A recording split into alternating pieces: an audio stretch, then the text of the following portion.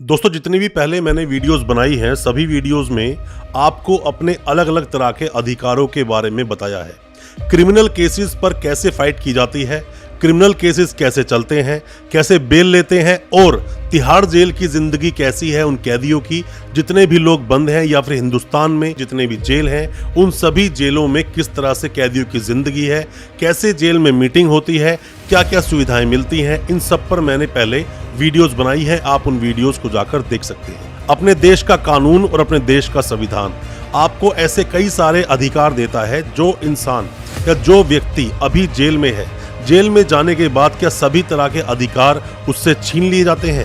फिल्मों में तो यही दिखाया जाता है। और साथ में ही जो लोग जानते हैं, जिनके घर परिवार में कभी ऐसी कोई घटना नहीं हुई है, वो भी यही जानते हैं कि जेल का मतलब होता है पूरी तरह से कैद। तो कोई भी किसी भी तरह का अधिकार अब चलता नहीं है।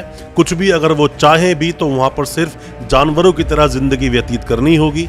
जितना भी वक्त काटना होगा वो सिर्फ जानवरों की तरह ही इंसान वहां रहेगा। गंदे बदबूदार कमरे होंगे, खाना टाइम से मिलेगा नहीं, बीमारी हो गई तो उसी बीमारी से इंसान अंदर ही मर जाएगा। ऐसी कई सारी बातें हैं, कई सारी मिथ हैं। आज मैं अपनी इस वीडियो के माध्यम से आपके कुछ डाउट्स को क्लियर करने की कोशिश करूंगा कि जेल में जाने के बाद भी जो भी मुलजिम होते हैं उनके कुछ अधिकार होते हैं जेल के अंदर भी, और उन अधिकारों का अगर इस्तेमाल करें तो वो जेल में रहकर भी उन सब सुख सुविधाओं का लुत्फ ले सकते हैं और अपने साथ होने वाली जितनी भी क्रूरताएं हैं या फिर जितनी भी प्रॉब्लम्स अंदर हो सकती हैं, शायद उन सभी से आप बच सकते हैं इस वीडियो को देखने के बाद। ज्यादा कुछ जानने के लिए जेल की जिंदगी क्या होती है और जेल में जाने के बाद क्या क्या है आपके अधिकार, दोस्तों बने रहिए हमारे इस वीडियो के साथ। नमस्कार दोस्तों, स्वागत करता हूं आप सभी का अपने इस YouTube चैनल पर जिसका नाम है फाइट फॉर ट्रू। मेरा नाम है वीरेंद्र वर्मा। जैसा आप सभी जानते हैं, हम इसी तरह की लीगल अवेयरनेस की वीडियोस आपके लिए कराते हैं और आपको बनाते हैं कानूनी जानकार। दोस्तों, अपने देश का जो संविधान है, कॉन्स्टिट्यूशन इंडिया, आपको ऐसे कई सारे आपके फंडामेंटल राइट्स देता है, जिन फंडामेंटल राइट्स का खुद guarantee without guarantor is nothing. सभी फंडामेंटल राइट्स का जो गारंटर है वह है सुप्रीम कोर्ट। आप बेशक जेल में चले गए हैं, बट जाने के बाद भी जो आर्टिकल बोलते हैं 14, 19 और 21, इक्वलिटी बिफोर लॉ और आपका लाइफ एंड फ्रीडम, ये अधिकार फिर भी छीने नहीं जा सकते।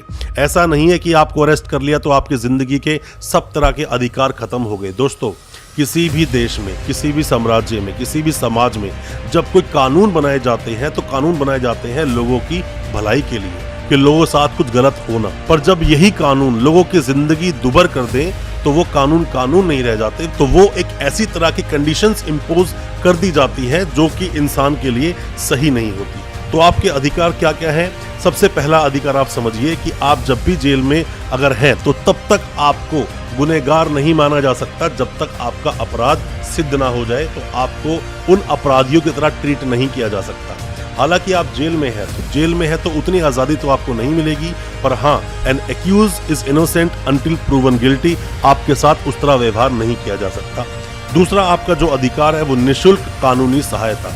जितने भी लोगों को अरेस्ट किया जाता है, जेल भेज दिया जाता है, कोई इंसान गरीब है या उसका कोई जानकार उस स्टेट में अगर नहीं है हिंदुस्तान में, तो आपको फ्री कानूनी सलाह मिलेगी। आप क्या कर सकते हैं, आपको जब भी कोर्ट में लेकर जाया जाए, आप जेल से जाते हैं हर 14 दिन कस्टडी के बाद, जब भी आपको लेकर जाएंगे मजिस्ट्रेट साहब के सामने, आप बोल सकते हैं कि मुझे वकील चाहिए सरकारी खर्चे पर। तो सरकारी खर्चे पर आपको वकील दिया जाएगा। वो वकील आपके केस को रिप्रेजेंट करेगा और हर तरह की कानूनी सलाह आप ले सकते हैं। क्या आपको बोलना है, क्या आपको करना है, क्या करना चाहिए और क्या नहीं, सब कुछ वो वकील साहब आपको बताएंगे। और ये पूरी तरह से आपका जो अधिकार है प्रोटेक्टेड है। साथ में ही जब आप जेल के अंदर हैं तो वहीं पर वो वकील साहब आपसे मिलने आ सकते हैं। ये भी अधिकार आपको मिलता है। वकील साहब जेल में मिलने आपसे आएंगे, अपने केस के बारे में डिस्कस करें। हालांकि अपने केस के बारे में डिस्कस आप कोर्ट में भी कर सकते हैं। जज साहब से कुछ वक्त की मोहलत लेकर अपने वकील साहब के साथ बैठ सकते हैं और वहां पूरा केस अपने वकील साहब को आप बता सकते हैं। अब दोस्तों बात आती है कि जो कानूनी सलाह, जो निःशुल्क आपको कानूनी सलाह मिली या फिर जो सरकारी वकील साहब आपको मिले, उसके अलावा कई लोग अपने प्राइवेट वकील करते हैं तो उनसे भी मिलने के लिए आपको किसी भी तरह की प्रॉब्लम का सामना करना नहीं होगा। वकील साहब हमेशा आपसे लीगल मीटिंग बुक करेंगे। लीगल मीटिंग बुक करने के बाद में जेल में जाएंगे, आपसे मिलेंगे, केस को पूरी तरह डिस्कस करेंगे, क्योंकि आपको अधिकार है अपनी पसंद के वकील साहब का चयन करने का और उनसे अपने केस की पैरवी करवाने का, क्योंकि जो केस चलता है, केस का जो ट्रायल चलता है, ओपन कोर्ट में जो ट्रायल होता है, वहां आपकी बातें बहुत अच्छे से आपके वकील साहब ही रख पाते हैं। इसीलिए वकील साहब को अपने क्लाइंट से मिलने के लिए पूरा वक्त भी दिया जाता है और जेल में भी परमिशन दी जाती है। दोस्तों, अगला अधिकार है कि आप अगर चाहते हैं अपने परिवार से मिलना, अपने जानकारों से मिलना, सगे संबंधियों से मिलना, तो आप उनसे मिल सकते हैं। और जेल मैनुअल ये कहता है, और ऐसा नहीं कि आप अगर किसी के साथ मिलना चाहते हैं, कोई आपसे मिलना चाहता है, तो वहां आपसे मिलाई ना कराई जाए। आपसे मिलाई कराई जाएगी। आप कोई भी बातें हैं, घर में क्या चल रहा है, घर में क्या प्रॉब्लम्स चल रही हैं, कौन सी खुशियां आने वाली हैं, ये सब बातें की जाती हैं। तो जेल में जो मिलाई कराई जाती है, जेल मीटिंग्स जो होती हैं, वो भी आपका अधिकार है। जेल में बंद हो इसका मतलब ये नहीं नजरबंद आपको कर दिया गया और अब आप किसी से मिल नहीं सकते। आप अपने परिवार से बिल्कुल मिल सकते हैं, अपने जानकारों से मिल सकते हैं। सिर्फ आपको एक मीटिंग बुक करनी होगी और मीटिंग बुकिंग करने के बाद में आप उन सभी लोगों से मिल सकते हैं। दोस्तों, अगला अधिकार जो आपको दिया गया है वो है फ्री चिकित्सा का अधिकार। मतलब कि आपको कोई भी परेशानी है, फ्री मेडिकल एड आपको दी जाएगी, फ्री मेडिकल हेल्प आपकी की जाएगी। आप जेल में है, कोई परेशानी है, कोई प्रॉब्लम है, आप किसी भी तरह से प्रॉब्लम हो गई, पेट में दर्द है आपके, सर में दर्द है आपके, बुखार आपको हो गया, पैर में कोई चोट लग गई है या कहीं टाँके आपके लग रहे हैं, हड्डी टूट गई है, ऐसी बहुत सारी चीजें हो सकती हैं जेल में जब आप हो। बीमारी होना एक आम चीज होती है जब कोई जेल में होता है। कोई अच्छे घर से है जो कि थोड़ी सी भी गंदगी बर्दाश्त नहीं कर सकता, एलर्जेटिक है वो, उसको एलर्जी हो गई है, इन सभी चीज़ों के लिए जेल में मेडिकल फैसिलिटी होती है। पर जैसा मैंने आपको बताया था कि हर मर्ज की वहाँ एक ही दवा होती है, पैरासीटामोल सबको दे दी जाती है, वही लोग खाते हैं, उससे अपनी ज़िंदगी चलाते हैं। पर ऐसा नहीं कि बेकार फैसिलिटीज़ मिलती हैं आपको मेडिकल की, अच्छी फैसिलिटीज़ भी मिलती हैं। अगर आप सही से अपने उस बीमारी को बता पाए डॉक्टर साहब को, टेस्ट भी होंगे वो भी फ्री हैं, दवाई दी जाएंगी वो भी फ्री हैं। आप चाहते हैं कि नहीं मैं अपना ट्रीटमेंट बाहर किसी प्राइवेट हॉस्पिटल में करवाना चाहता हूं, तो कस्टोडियल ट्रीटमेंट की परमिशन भी आपको मिल सकती है। और आपने देखा होगा बहुत सारे ऐसे कैदी जो जेल काट रहे हैं, बहुत सारे ऐसे मुलजिम जो अभी जेल काट रहे हैं, जेल में हैं, वो लोग इंटरिम बेल के लिए एप्लीकेशन लगाते हैं ट्रीटमेंट को लेकर, या उनकी फादर मदर को कोई प्रॉब्लम होती है उसको लेकर, तो वहां पर भी उनको बेल ग्रांट कर दी जाती है। तो फ्री चिकित्सा भी आपको मिलती है अगर आप जेल में बंद हैं। दोस्तों, एक और अधिकार जो आपको पता होना चाहिए कि अगर मान लीजिए आपका कोई भी जानकार सगा संबंधी अगर जेल में बंद है और उसकी बेल हो गई है, तो बेल होने के बाद में, बेल फर्निश होने के बाद में किसी को एक पल के लिए भी जेल में रखना गलत चीज होती है। ये बिल्कुल अनकॉन्स्टिट्यूशनल है, ये गैर कानूनी है। पर ऐसा कई बार देखा गया है कि जबरदस्ती उनको अंदर रोक ले जाता है। कोई भी रीजन हो सकता है दोस्तों, आपके वकील साहब ने आपकी बेल करवा दी और अगर बेल फर्निश बिल्कुल तरीके से करवाई गई है और जो भी श्योरिटीज बोली गई थी तरीके से वो फिलअप की गई हैं, सारी फॉर्मेलिटीज टाइमली आपकी कर दी गई हैं, तो मेरा मानना है कि सेम डे उस मुलजिम को जेल से छोड़ना ही होता है जो जेल में बंद है। और किसी को भी बेल होने के बाद में जब कोर्ट ने एक बार परमिट कर दिया या कोर्ट ने एक बार ऑर्डर कर दिया कि उसकी बेल अलाउ होती है, उसको जेल से छोड़ दें, तो जो फॉर्मेलिटीज बताई गई जज साहब के द्वारा, उन फॉर्मेलिटीज को आप पूरा कर देते हैं और वो चीज अगर जेल पहुंच जाती है वो ऑर्डर के साथ में, तो आपको उसी वक्त जेल से छोड़ा जाएगा। आपका अधिकार है, फिर आपको जेल में रहने की बिल्कुल भी जरूरत नहीं। दोस्तों, जितने भी कैदी जेल में बंद हैं, फिर चाहे ट्रायल वो कोई भी चल रहा हो, किसी भी तरह का जो ट्रायल चल रहा है आपके केस का और आप अंडर ट्रायल एक कैदी हैं, तो आपको बेल लेने का अधिकार है।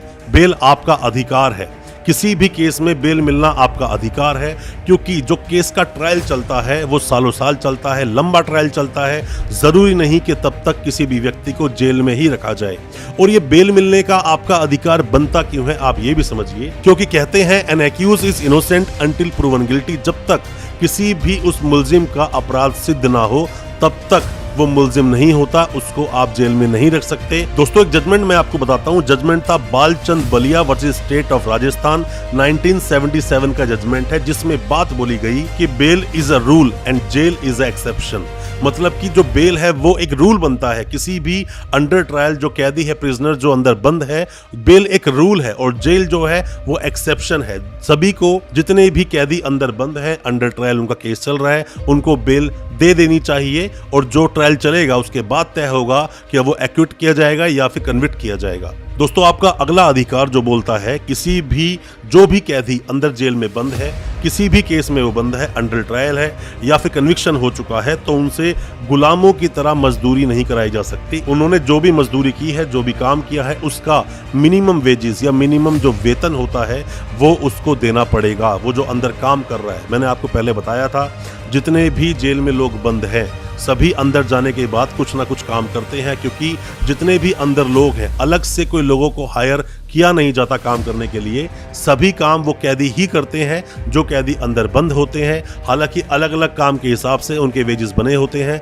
अलग अलग काम के हिसाब से उन लोगों को काम दिया जाता है। कई लोग कंप्यूटर पे काम करते हैं, कई लोग एंट्री करने का काम करते हैं, कई लोग रेख देख का काम करते हैं, कई लोग किचन में काम करते हैं।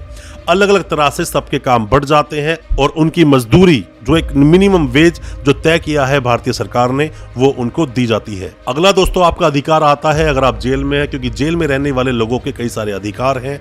पढ़ने लिखने का अधिकार, अगर आप जेल में बंद हैं, 10th आपने पास की है, 12th अब आप करना चाहते हैं, आपको लग रहा है कि मेरे जो केस का जो ट्रायल है बहुत लंबा चलेगा और मैं जेल में रह सकता हूं, तो आप वहीं से अपनी एजुकेशन ले सकते हैं। या फिर कन्विक्शन हो जाए तो भी आप अपनी एजुकेशन ले सकते हैं।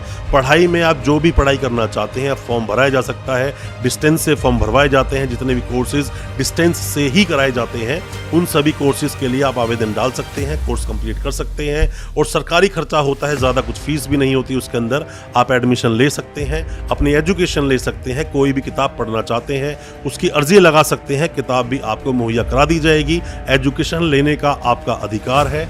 कोई भी किताब आप पढ़ना चाहते हो अपने वकील साहब की मदद से भी कई किताबें आप जेल में मंगा सकते हो। दोस्तों एक और अधिकार जो सभी कैदियों को मिलता है जो जेल में बंद है वो है अपने खुदा, अपने गॉड या जिस भी भगवान को आप मानते हैं उसके लिए पूजा पाठ करना, इबादत करना या उनकी प्रे करना, ये आपका अधिकार है। अपना जो भी धर्म आपका है उनके लिए मतलब कुछ वक्त आप उनकी वर्शिप को दे सकते हो, इसमें कोई रोक टोक नहीं होती। हालांकि जेल के अंदर भी ये सब जो मंदिर है या कोई चीज़ें होती हैं वो सब बनी होती हैं, वहाँ पर जाके अपनी इबादत कर सकते हो, आप जाकर वहाँ पर पूजा पाठ कर सकते हो, इन सब की भी परमिशन होती है, ये भी आपके अधिकार हैं। फंडामेंटल राइट्स छीने नहीं जाते हैं, फंडामेंटल जो अधिकार हैं, जो आपके मौलिक अधिकार हैं वो छीने नहीं जा सकते।